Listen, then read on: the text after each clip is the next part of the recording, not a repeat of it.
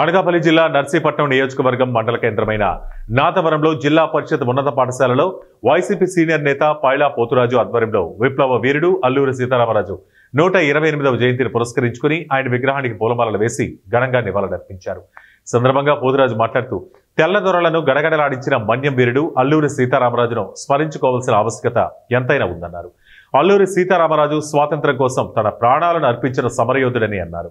ఆయన స్ఫూర్తితో ప్రతి ఒక్కరూ మెలగాలని, పిల్లలు బాగా చదువుకొని దేశ ప్రతిష్టను కాపాడాలని అన్నారు.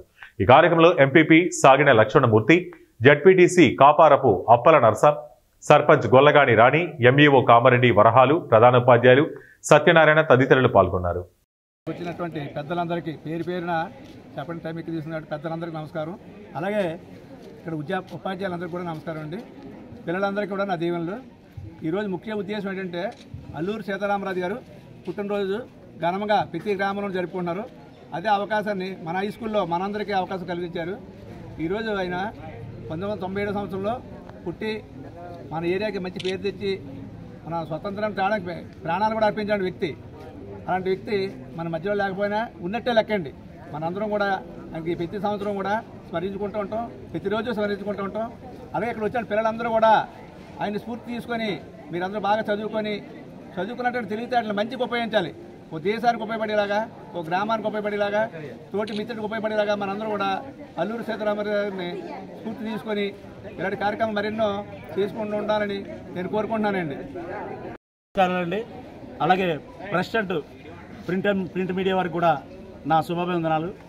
ఇలాంటి కార్యక్రమాలు ఇలా ఫిలాంథ్రఫిస్ట్ అంటే ఒక సహాయకారులు చాలామంది మన గ్రామానికి ఇంకా పెరగాలని ఆశిస్తూ ఇలాంటి కార్యక్రమాలు ఎన్నెన్నో పాఠశాలల్లోనూ, ప్రభుత్వ కార్యాలయాల్లోనూ, కూడళ్లలోనూ కూడా ఈ యొక్క జాతి నాయకులు, విప్లవ యోధులు ఇలా ముఖ్యమైనటువంటి వారి యొక్క స్టాట్యూస్ ఏర్పాటు చేసి వాటి నుంచి సందేశాన్ని, మంచి ఆచరణను కూడా పిల్లలందరూ ఆచరించడానికి తోడ్పాటు అందిస్తారని చెప్పేసి అందరూ నాయకులకి నా యొక్క విన్నపం ఏంటంటే గ్రామానికి ఇలా వీరైతే ఎలా సహాయం చేస్తున్నారో అందరూ ముందుకొచ్చి మీ వంతు సహాయంగా ఇలాంటి కార్యక్రమాలు పూర్తి చేయాలని చెప్పేసి ఆశిస్తూ, అలాగే ఇదే రోజు ఈ కార్యక్రమంతో పాటు మనకు వివేకానంద యొక్క నిర్యాణం కూడా ఇదే రోజు.